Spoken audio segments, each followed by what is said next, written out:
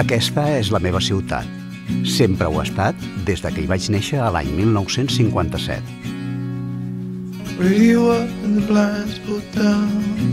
És una ciutat força gran, amb tots els serveis, i al mateix temps també és un poble on quasi tot ho pots fer caminant, cosa que s'agraeix. Malgrat lo atrafegats que anem tots amb la feina, no és una ciutat excessivament sorollosa. I hi podem trobar llocs on gaudir de l'esport, el silenci o la reflexió, tant en el front marítim com en els turons del voltant.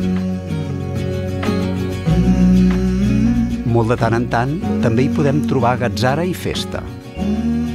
Vaja, que és una ciutat en què s'hi viu força bé, malgrat la manca estructural d'inversió pública en àrees com l'esport i la cultura.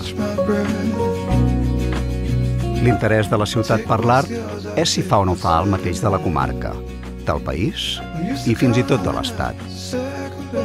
Pràcticament inexistent. Només cal donar una ullada al trànsit que generen les 4 sales d'exposició de la ciutat.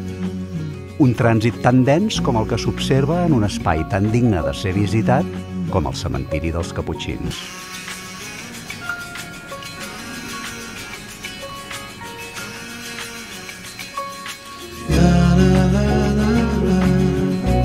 Mataró és el lloc perfecte on habitar per un artista que desitgi passar desapercebut o directament ignorat.